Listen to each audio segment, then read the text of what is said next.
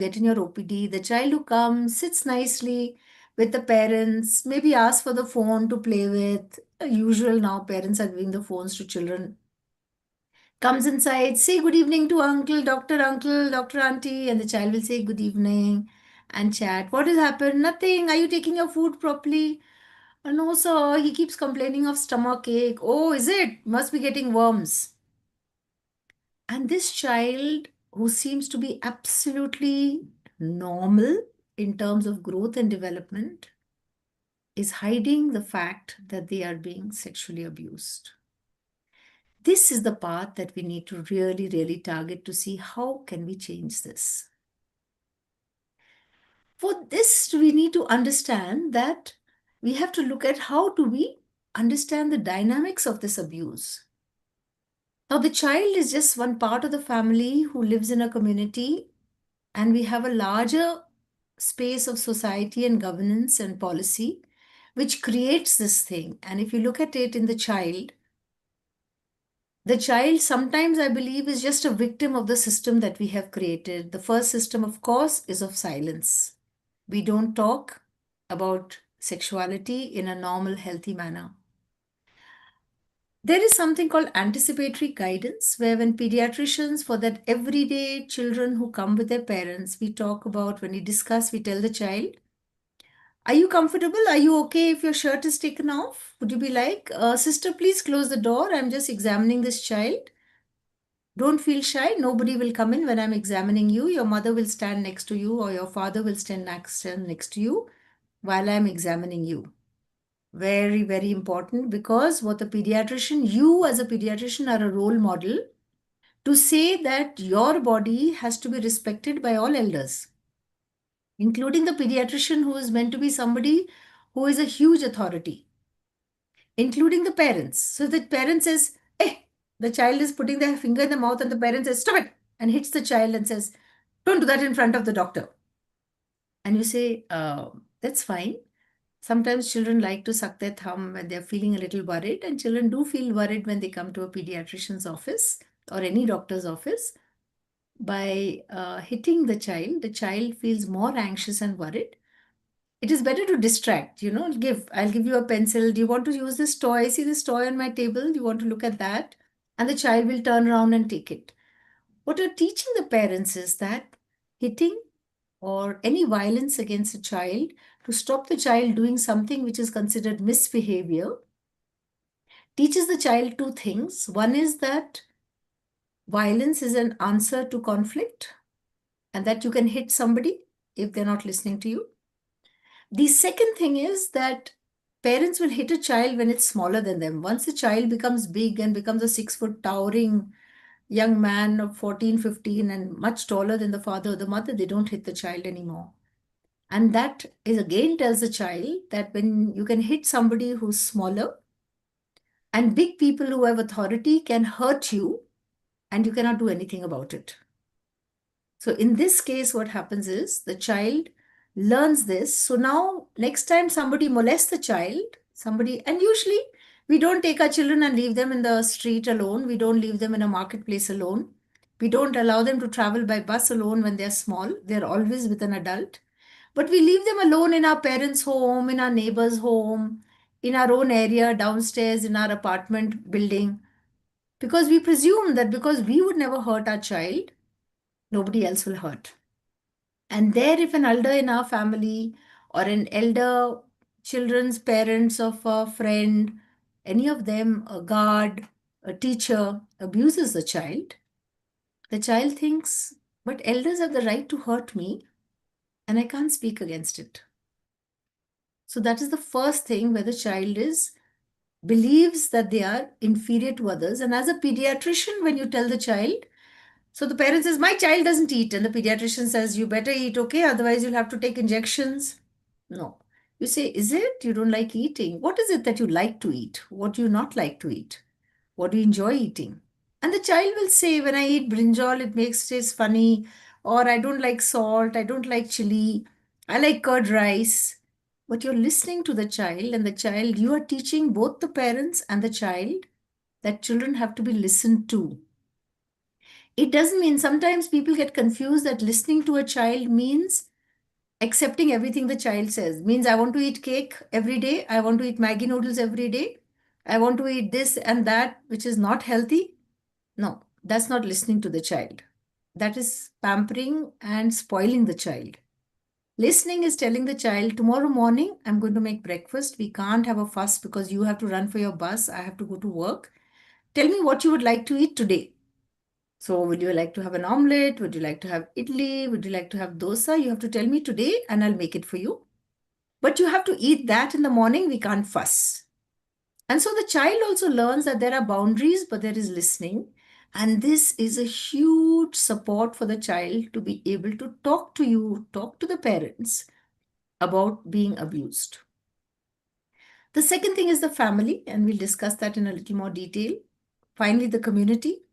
The community plays a big role, and I'm fortunately, I remember almost about 25 years ago, probably around 2000, early 2001, 2002, I was speaking about child abuse in a hospital, a very big hospital, and the head of department of pediatrics said, "Yes, madam, I know." After my whole talk was over, he said, "I know, I understand, madam, you're talking about child abuse, but this doesn't happen in India much. This normally happens in the West because, they don't have proper moral training for their children. And I have worked for 25 years and I have never seen a case of child abuse." And this was the head of department of pediatrics talking. So this was the attitude. Luckily, it's changing, and sadly, it's changing because more of these cases are coming up. And finally, society and governance. I want to mention one thing. Tamil Nadu has done a fantastic job because one of the biggest issues of POXO, which was pregnant teenagers because of early marriage, because of family pressure or consensual sexual activity, they were very scared to come for healthcare because of the fact that the POXO case would be put against their partners. And now Tamil Nadu Police from December 2022, under the guidance of retired Justice Prakash, set up a system where when a case of a teenager pregnant comes to a hospital, if she wants to go for termination of pregnancy, she is there with her parents who are agreeable to it, and she says it was a consensual sexual act. The name is not reported. You have to just inform the police that a child has come with pregnancy and requires termination. Her guardian is there with her. Termination is being done. No further active action is to be taken, just that it is reported to the police station. If the child is continuing the pregnancy, then it is reported to the police. And if it is a case of consensual sexual activity, whether she is married to the person or not, the FIR is filed, but the person is not arrested. So the police officer informs the superintendent of police of the district or the commissioner of police, and a senior police officer decides whether the arrest needs to be made or not. They assess whether it is a case of consensual sexual activity rather than rape or assault. And in this case, though the process of investigation goes on, the boy is not arrested so that he can stay with his wife or stay with a girlfriend and take care of her throughout the pregnancy. And so that the girl is not harassed and left, without any support. So this Tamil Nadu has done, which is an amazing thing, which we are trying to bring across in Meghalaya. So next, let's look at what puts children at risk. And this is the case of the family. If there is parental conflict, now, parental conflict, sadly, if there is marital discord, if the parents are separated, if there was a divorce, the care of the child is unfairly put on one parent. It could be the father, it could be the mother.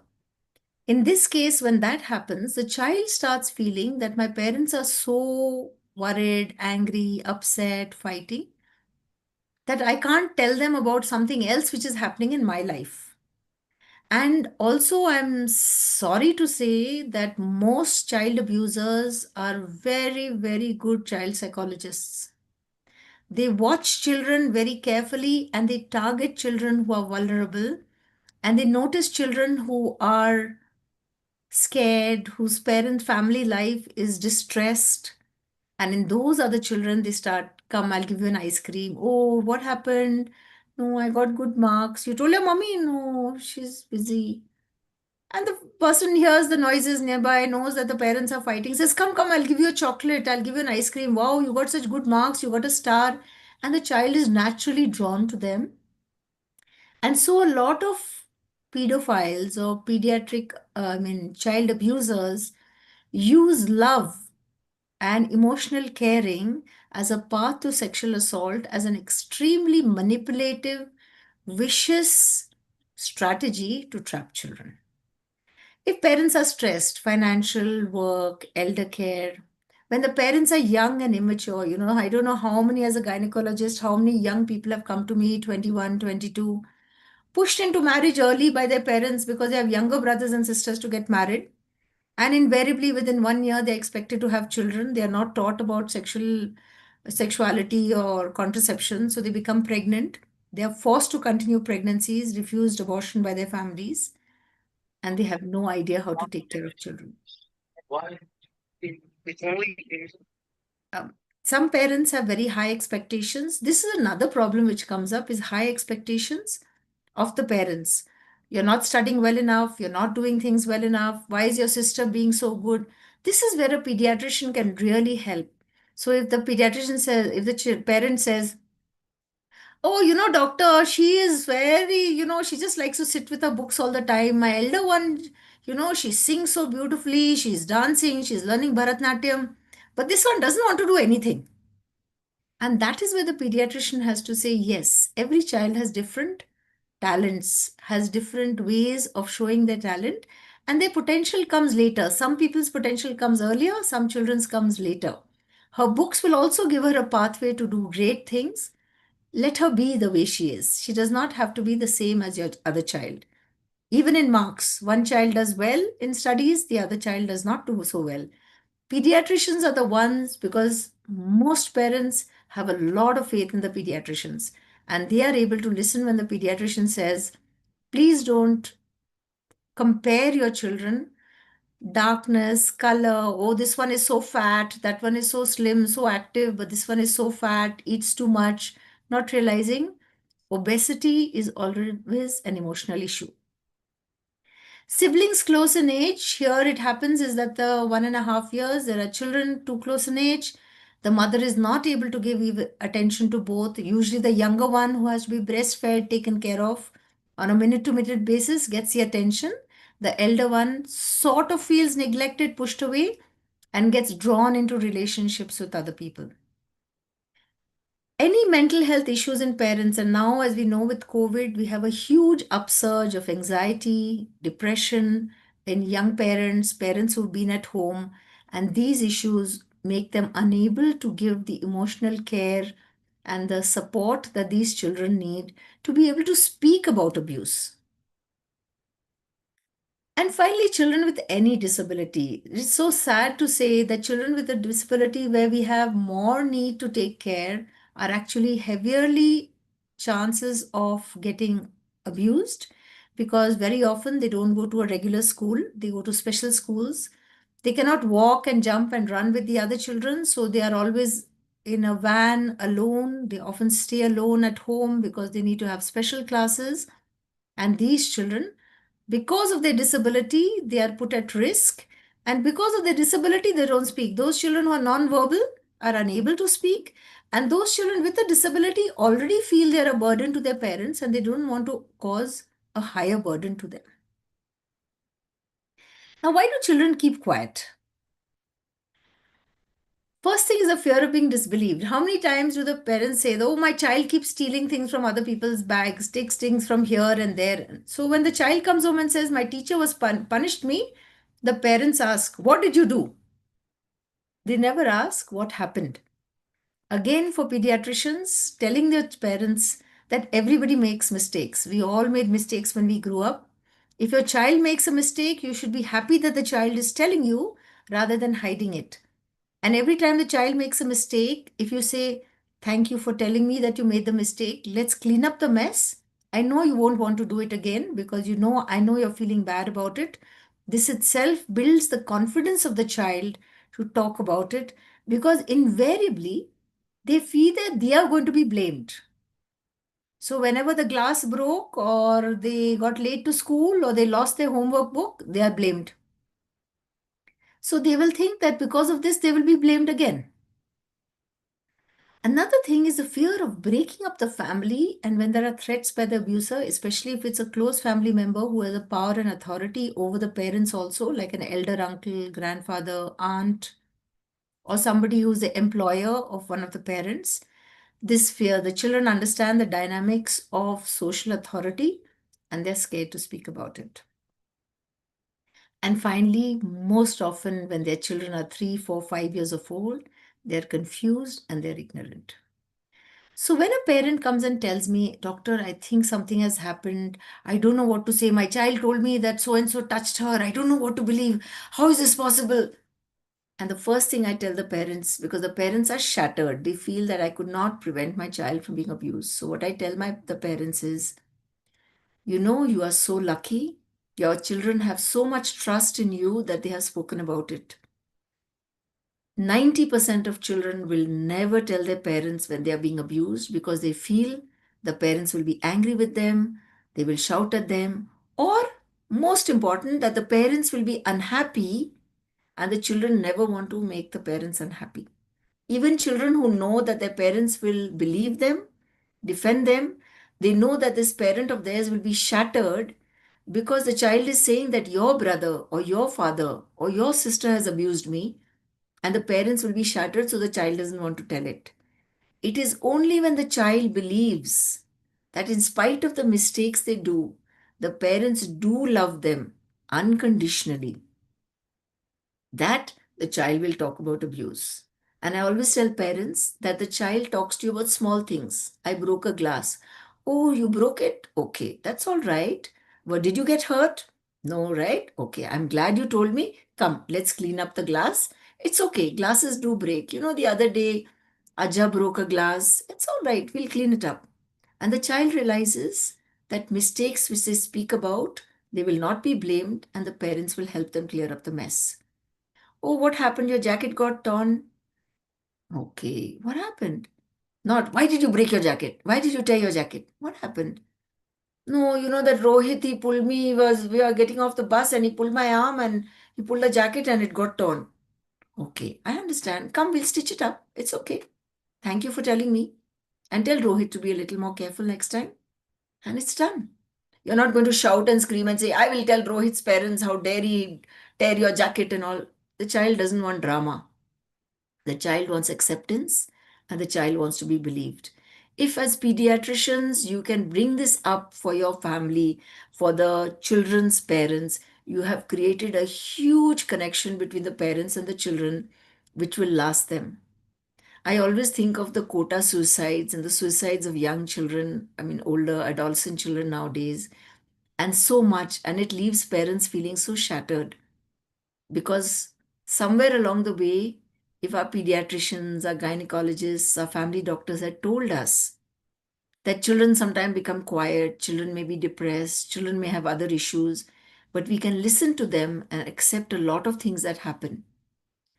I was reading a very interesting article the other day which said that as parents, we want our children to be our images of perfection that we could not be.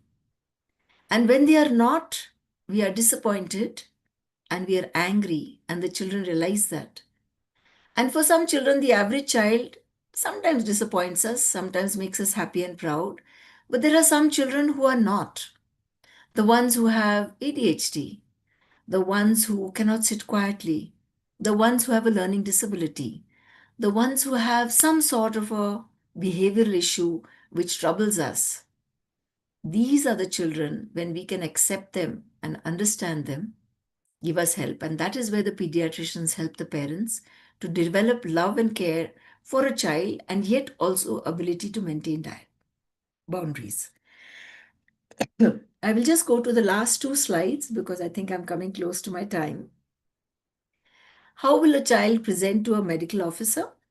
They may be brought to the police by the police after registration of a complaint, very rare in private practice. They're brought by parents or caregivers with a doubt about abuse being happened. They are brought by definite symptoms and signs suggestive of abuse. This could be vaginal discharge, bleeding from anus, groin infections, recurrent urinary tract infections, other signs, bite marks, scratches on the body. These are all things which tell you that something has happened. It could be pregnancy, a sexually transmitted disease. Yeah. And sometimes, which I would like the pediatricians all to keep note, non-specific complaints, abdominal pain again, nightmares, bedwetting, vaginal discharge, and general body aches, a feeling of tiredness, lassitude. I don't feel like eating. I don't feel like doing. They don't need tonics and syrups. They need a doctor who will sit with them and say, give them a paper and pencil to draw. Often children don't like to talk. But if you give them crayons and a white paper to just store, measure, that movement of the hand and the mobility that comes with it helps them speak about things which they wouldn't have spoken about. And then while they're drawing, you say, is there anybody you're scared of? Is something worrying you? Would you like to talk to me about it? Would you like to tell your parents about it? And this is the way we will get an answer as to what is happening. I won't go into the interview format for a child who has undergone abuse because I think I'm close to the ending. I would like to leave you all with an understanding that children don't want to cause trouble and children do not lie about sexual abuse. As a doctor, as a pediatrician, you are a role model for the family and you are a role model for the parents. So, what you are doing actually is saying that when a child comes to you and the parents are shattered, you're saying, please don't worry. Your child has trusted you to come and talk, and I am there. Do not make horrible faces. Oh my God, this has happened. Not at all. I'm so glad you told me. It happens to many children like this. It's nothing to worry about. Together, we will do something which works and we will prevent this from going on and happening. The child wants only two things. Please believe me. Please stop the abuse. And as a pediatrician, you have the power to do that and convince the parents to do that. I will end my talk now. Thank you so much.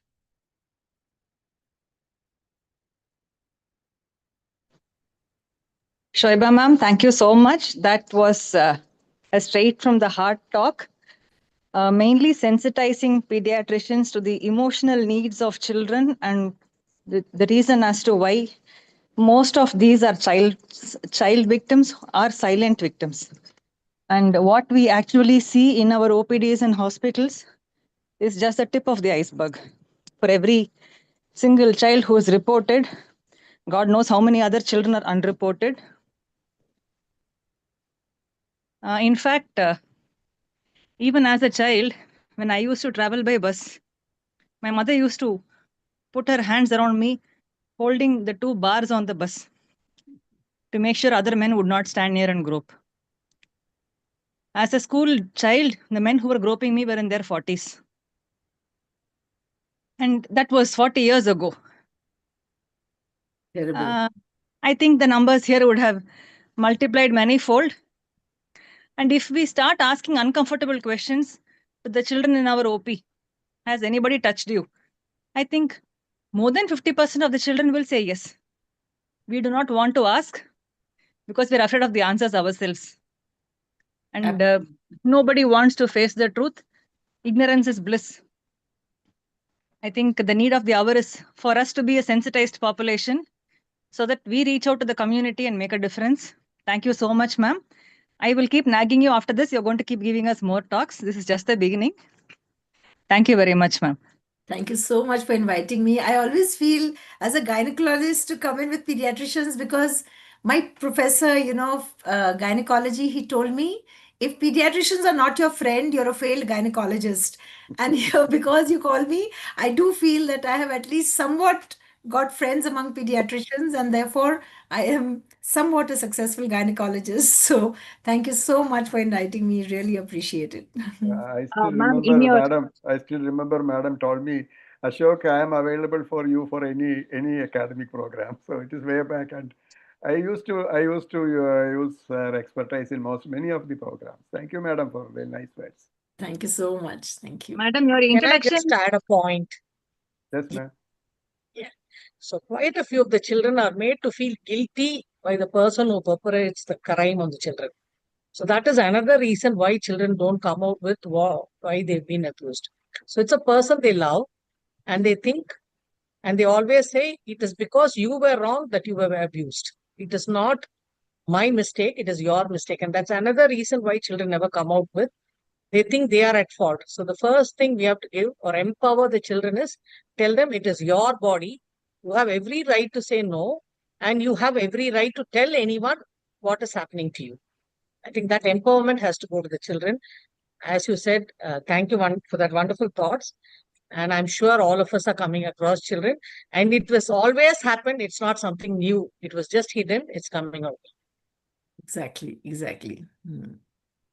Ma'am, after 25 years of experience in your CV, you have said steadily evolving into a sexuality activist. So if you're steadily evolving, then I think we are all taking baby steps right now.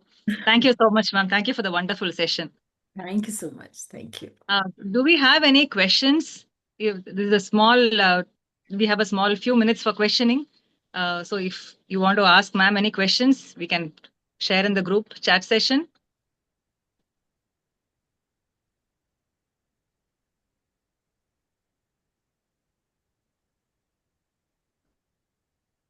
Darshana, before concluding, Dr. Uma Madam is there. I think if you can give a few minutes for him there to talk it. Absolutely. Uma Madam. Madam, warm welcome to you, Madam. Very happy to have you here. Dr. Uma Nayak, ma'am. Left. I think she said she had to leave, I think. Just, I think. Yeah, Madam, I don't think she's online now. She's not logged in. Madam has not logged in. She was there a minute back. She was there. She sent a message, but I think she just said she needs to leave. She's written over there. She sent a message on the chat. Okay, okay. I think. So before you conclude, I have another thing. I think Madam also knows that IAP has another program. We are planning to work it along with ICANCL is going to be a part of that. That is prevention of violence against children. It's a national program. We will come to. I will get the details to you, and we have to work together. And probably in the next phase of the project, we will include ICANCL also for this program. Madam is also a faculty. I'm also a faculty on this. So that is another area where we are, even though not at present in ICANCL's agenda, but all the people working in that is ICANCL people. So we will have that also coming up into the future programs of ICANCL. And I thank once again Sudarshana for making my dream come true in the first state. And only Kerala has one branch so far. I think this is the second state we are having I congratulate you both, Kerala and Tamil Nadu. Both of you, the pediatricians are so much ahead of the rest of the country. It's amazing. So it's amazing, really great. Sir, all thanks to Dr. Rajendran. It was his initiative. And I can count the number of calls that he has made to me every time. And he called each one of us right now, everyone, including the EB members, calling everyone to make sure that we were all on board. And we had one meeting where he made sure that we are all from different parts of Tamil Nadu. So he made sure that we knew each other. And that way we all got to know, yes, we are a group of passionate people who just want to learn more and do more good work and spread the good word around. So I think full credit to Rajendran sir for making this happen. We are all sitting isolated in different parts of the state and the country. So someone has to bring us together to make a difference, and very happy that Rajendran sir did it. Thank you so much, sir. My thanks to Ahila madam for leading us forward. We'll do good work, madam. I think we have started off with Dr. Shoiba, and we'll have a lot of I good actually people have to coming. agree. Rajendran has had to bulldoze me into taking this post. I said, I'm an endocrinologist. Why would you want me to be in ICANCL? He said, oh, you have to push this through and then we will see how it goes. I owe it big to both Rajendran and Dr. Sudarshan Skandar for what they're doing. We'll do, ma'am. We'll do good work, ma'am. We'll do, ma'am.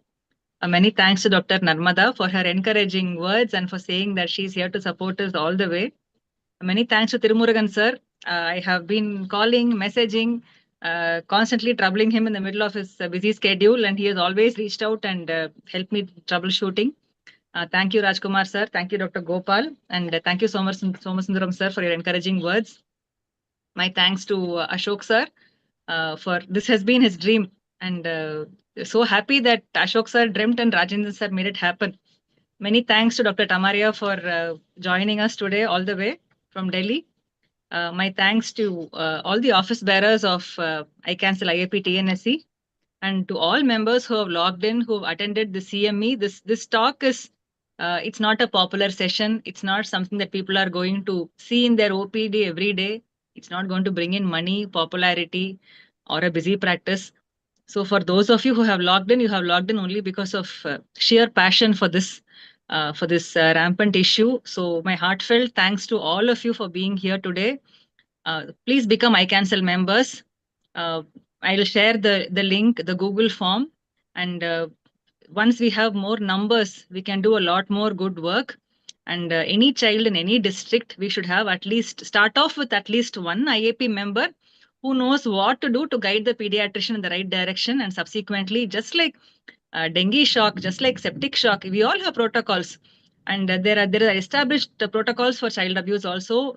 Ministry of Health and Family Welfare has given us a lot of material. It is available online for all of us to read. And in the coming months ahead, we'll have a lot of good sessions so that we all learn. We're all learners. And whatever training that I received for 2 days in Delhi in ICANCL, when I came back and saw the first child I saw was the abuser was from within the family. The family was known to me. And it was like learning swimming and just being dropped off from a ship into the middle of the ocean because the situation was so huge. It was emotionally very traumatizing for about 1 month afterwards because it was such a shocking episode. But then I realized that every child is different. When a pediatrician calls from a medical college and they say the family does not want to report, they are saying that they will go away. There are families who want to do something. There are families who want to just go away. So every situation is challenging. It is not like reading from a textbook and applying it. These children, the management has to be customized, tailor-made, and they need to be under the radar long term to see that they do well as functioning, healthy, mentally sturdy individuals in the long run and do not become victims for life. So many thanks to all of you for logging in today. Thank you very much. Thank you. Thank you so Thank much. you. Good night. Thank you, ma'am. Good night. Good night. Sudarshana, I will send the Google form once more. Yes, sir. You just they can join, and I think you have 5 or 6 members from your side, or you can put my number as a small Sure, sir. nominated. Sure, sir. Sure, sir. Oh, yes. We'll do that. We'll do that. Good night. Best Okay. Good night, wishes. ma'am. Okay. Thank you. Thank you, ma'am. very Good night. Good much. night. Bye, Bye. ma'am. See you. Bye.